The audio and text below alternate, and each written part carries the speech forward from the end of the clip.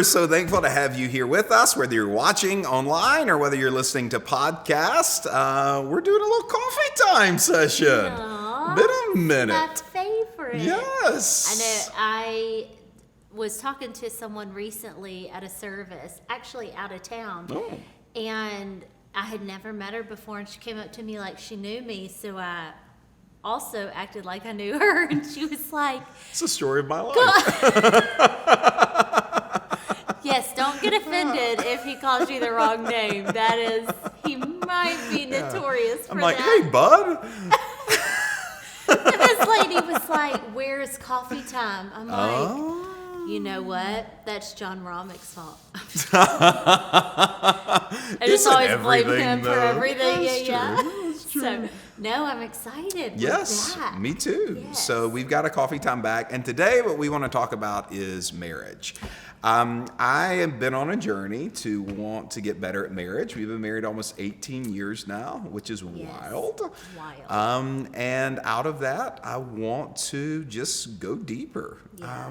And I read the other day, somebody said this. They said the greatest characteristic, or I shouldn't say the greatest, but the number one characteristic of all successful people is hunger.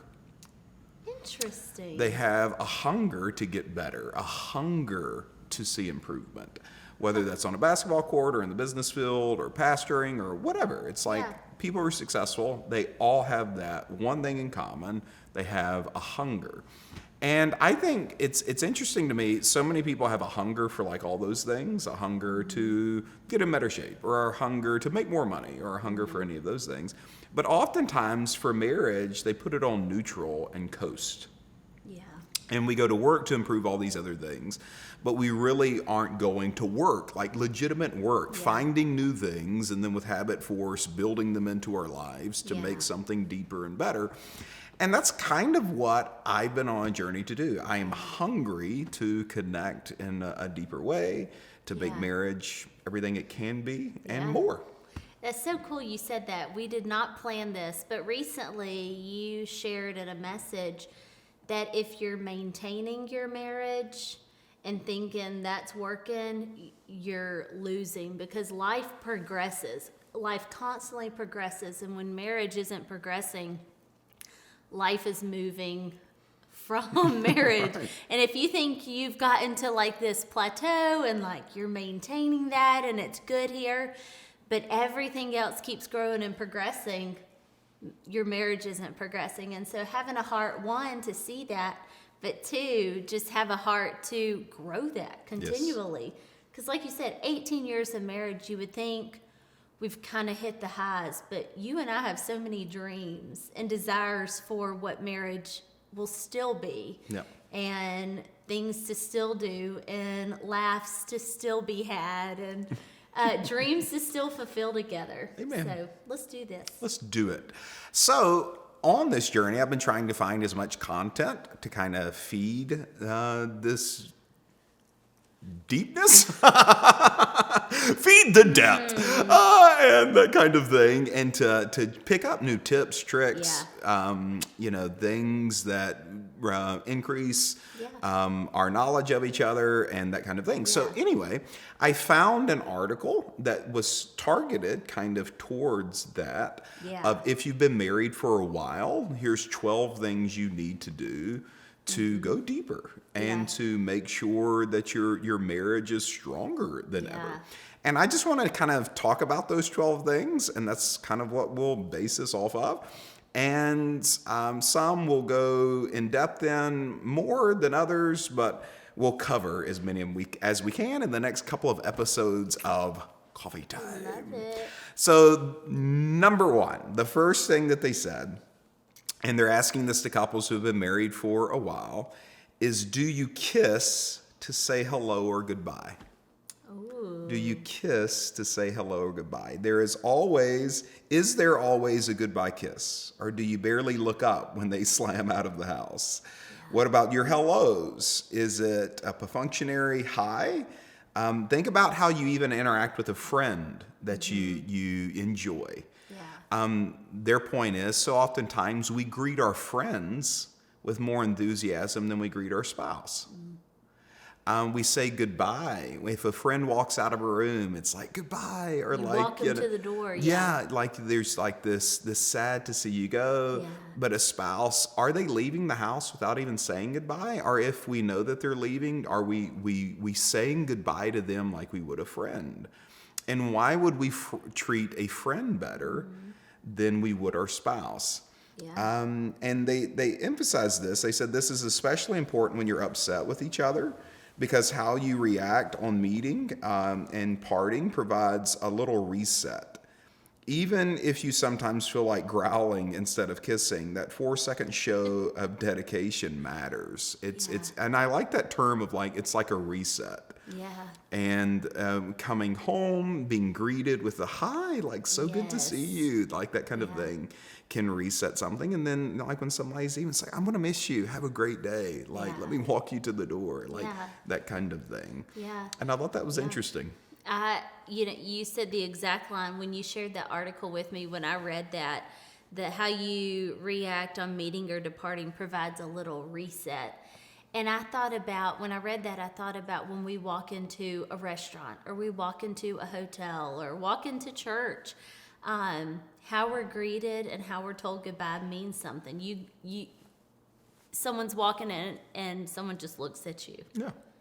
And doesn't care that you're even there. It's kind of like awkward, like I'm not wanted. Yeah. And same thing when they're leaving. If no one says bye, thank you for coming, you don't feel wanted. So how much more when you have intimacy with that person? Yeah, I agree 100%. And like, let's just be honest. Like so many times, right, when we come home from work or school or those types of things, we genuinely are exhausted. Right. We're tired, we're emotionally spent, and things like that. Or even we walk into a house. It's not like we're just sitting around the house. We have 3 kids. We're always moving, and so you're busy. And so someone walks in, and you can walk in without being greeted. Yeah. Or I can walk in without having a good attitude, or like wanting to even maybe be greeted. It's like, let me just take my shoes off. That kind of thing. Yeah. But it does matter. And so I think, and all of these things, if we are growing, you're going to get uncomfortable. If you're not uncomfortable, you're not growing. Right. But if we're going to grow in marriage, I think this is a great, and all these are very simple things of like taking the time to say a good goodbye. Right. Taking the time to say a good welcome home. Yeah. Take the time to say a good, it's good to see you, and mean it and interact in meaningful ways and saying hello and saying goodbye. Well, even just to not, this seems so simple, and it's like, what could hey or goodbye? It's not even those words that mean anything. Yesterday, and I'll just really let you, because I didn't tell you yesterday, but yesterday he walked in. I was at the sink. You had taken Boston to speed camp, and you walked in, and I was by the sink. I was preparing dinner and that kind of thing, and kind of cleaning up, trying to get it ready for y'all when y'all walked in. And you just came up behind me and held me, kissed me on the cheek. Just something very simple. But I felt your love for me.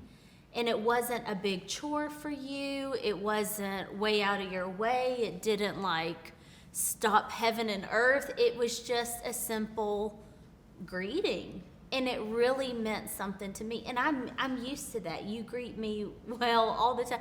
But it still means so much to just have that instant connection and that instant reminder of love, to feel love. Yeah. So. Now, I love it. And so that's point number 1 is, do you kiss to say hello or goodbye? Really maximize and make the most of your hellos and your goodbyes. Number 2, how much of your communication is about logistics? Oh my goodness. We're going to meet here. Where are you going? Well, I'm going to pick up them. Where are you going? Well, here. What are we having for dinner? Oh, we're having, chicken. Okay, great. What time? Logistics. Yeah, needful things. Yeah, and very, we need that. But they're saying for so many couples, their communication is just logistics. Yeah. So they said if in any long-term relationship, there's a lot of admin and schedule talk, but it can leave you craving something more meaningful.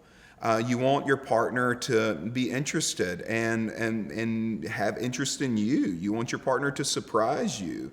A route to a deeper chat is to revive an activity you used to love doing together, even something as simple as cooking or gardening side by side, whatever it may be. Find your way to start connecting. You need to create conditions that facilitate more intimate conversation. Yeah. And I think for me as a man, this is something it seems like that most men don't need as much intimate conversation as our female counterparts, but we do need it. And then, of course, on your side, you need it. Yeah. But so oftentimes we have that within the context of friendships. And once again, we're greeting our friends better than we're greeting our spouses. Mm-hmm. And we're having more intimate conversations with our friends where we're laughing, sharing life, talking about things than we are with our spouses. And I think if we're going to go deeper and you've been married for a long time, we've got to transform talk from just logistics over into a true sharing and a true talking about those things. Yeah. While you're saying that, I wonder if we took inventory of our friendships and marriages, if we see that our marriage is more logistically based, but our friendships, we're laughing, we're talking about things we're walking through, like how much, if our friendships are richer, and I guarantee if they are, then that is a massive part. It's just when we cover the basis, we'll have a basis relationship. But when we take the time to go deeper, which is exactly how Coffee Time was born, is you and I sit in our living room wanting to connect deeper. We have our kids all around us, and it's like we could have been so busy with them, but we realized we needed to connect deeper. And that doesn't mean going out on a date and making it this specific thing. It was let's just talk. What are you going through? And we have different ways of connecting in deep conversation, but it usually starts out with just a question. Yeah. And there's a lot of different questions that can foster that of what's the Holy Spirit been saying to you? Yeah. That's a way for me to get to know your heart and you to get to know mine. Let's talk about what the Holy Spirit is saying to us. And I know that sounds, some of you are that's so spiritual. Oh my gosh. That kind of thing. Well, you know what? It is. Yeah. We're a Christian couple walking beings. with the Spirit. That's a great. It's a cool thing. I can just see the eye roll from some people. But I'm not being trying to be super spiritual and saying that. But in truth, what's rolling around in my heart spiritually? What's rolling around in your heart spiritually? And connecting over those things. Yeah. What are you seeing in the kids? If you have kids, that's a great conversation. Instead of just talking about have they eaten dinner? But what are you seeing? What are you seeing I need to do? Yeah. What are you seeing we need to interact with? Yeah. Where do you see yourselves next year? What do you want 5 years from now? What do you want 10 years from now? Mining dreams, mining desires. All of those types of things, but having at least time every other day, or preferably every day, where we're having a moment of deeper connection, other than we're having chicken at 5. Right, yeah. But even to not, because the spiritual depth is so important in a marriage, but just I was just talking before we started filming with a couple of people on staff, Megan and Brandon.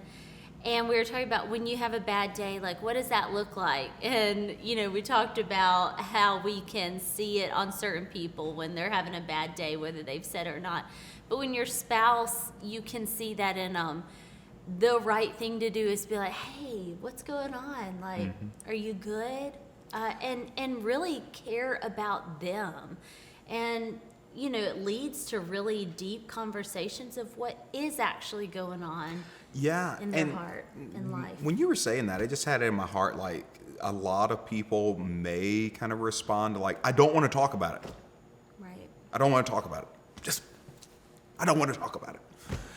And I would say you need to talk about it. Yeah. Not just for you, but intimacy is based on the two of you share what only the two of you share. There is no intimacy without sharing. And when the two of you share what only the two of you share, it creates intimacy. Yeah. And out of that, there are certain things going on in your world that when you share those things with your partner and with your spouse, it brings them into your heart. It brings them into your understanding. Mm-hmm. And then, honestly, some of the best counsel you're going to receive, care and concern, and the supply that a spouse gets is when they hear those things and are able to bring grace and able to bring comfort. And then I'll say, for a lot of times, men, when your wife is opening up about those things, she just wants you to listen to her. She does not want you to fix her, diagnose her. Use one of your 5 senses. This really is important, though. Yeah. Let her talk, feel what she is saying, understand it, and validate the feeling. Don't fix her. She doesn't want you to fix her, that type, or fix the situation. Yeah. She wants you to listen and to understand. And when you do that, you create intimacy. The two of you are sharing what the two of you are sharing. Good.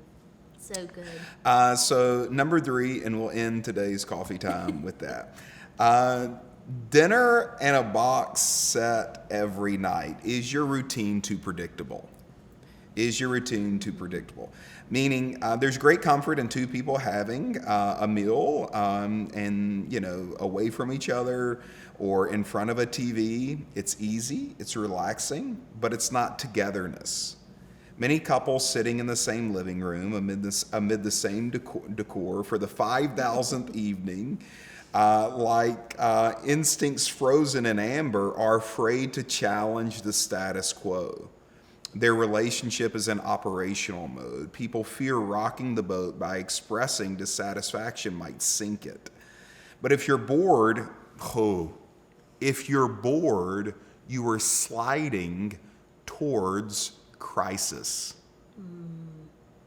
If you're bored, you're sliding towards crisis. Don't complain, but do show you want to connect. One of you has to risk discomfort for change. You might say, tonight, let's go for a walk. I've missed our chats. Or I'd really like to talk to you about my day. Mm-hmm. Like, when's the last time spontaneous? It's like, you know what? Let's take a picnic. Yeah. Where? Anywhere. Grab a blanket, make some sandwiches. All right, you have to quit talking, because I was just about to say, when they talk about the boredom, it's like, they're talking about me, okay?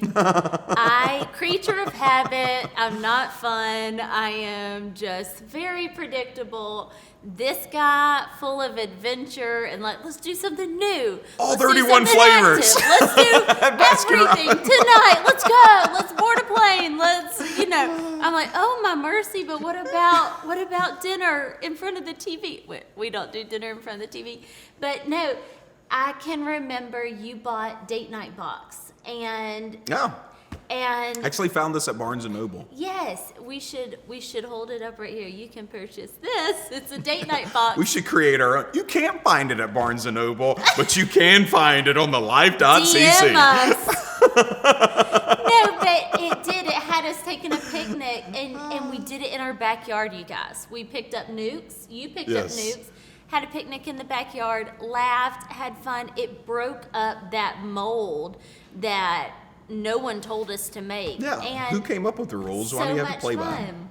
And so it's like, let's do a new one next month. So good. Change it up. Yeah, break up the box. Find those moments of spontaneity, of, like you were dating when you were dating. Yeah, of like, let's go see a movie. Now, let's do. 9 to this day, our favorite trip ever, and it was one that we didn't spend a lot of money on. Our favorite trip ever is after Wednesday night. We were doing Wednesday night church. After a Wednesday night service, I came home. I'm like, let's go somewhere. Us folding laundry in the laundry room. Yeah, and I'm like, let's go somewhere. She's like, when? I'm like, tomorrow. She's like, where? I'm like, anywhere. And she's like, what about the kids? I'm like, let's ask some people to watch them. Tina Thomas. Yeah, and sure enough, somebody watched the kids, and we just got on a plane and just went. Yeah. No stuff, no nothing. We just went. Had a blast. And still to this day, our most memorable trip. It's true. And this is not something you have to do every night. It's not like every night, like, let's go take a picnic. And then the next night, it's like, let's eat while we walk. And then, like, the next night, something else is like, drink a Coke as fast as you can. Whatever it may be. All things I've done. It's true. So, out of that, though, like, as much as you can, challenge the status quo. Yes. Like, challenge the status quo. Fun is great, and our brain literally craves certainty. Like, I know you're coming home on time. Our brain craves certainty, but it also craves surprise. Yes. And once again, oftentimes, some of our more fun, what are you laughing about? I can see you want to laugh. I can tell we have not recorded coffee time because we're going way over. The time? Hey, forget it. Who runs this show? Them. But out of that, have moments of spontaneity. Have moments where you challenge the status quo. Have moments where you have fun. Absolutely. And don't allow, we say it all the time, but it's the truth. Do not allow yourself. It is, not only don't allow it, it is dangerous. Okay? Dangerous for you to have more fun with people who are not your spouse. Absolutely. If you want a great marriage, you've got to have more fun with your spouse than you have with anybody else. So true. And fun is something you've got to cultivate. Make It's happen. not something that just happens and falls in your lap. Yeah. It's like, we're having fun. How did this happen? People aren't just more fun people. They prioritize fun more than people not having as much fun. Yes. Yeah. It's true. All right. So good. I love it, sir. You have to check back next time for the next 12. We'll see you next time. Bye. Bye.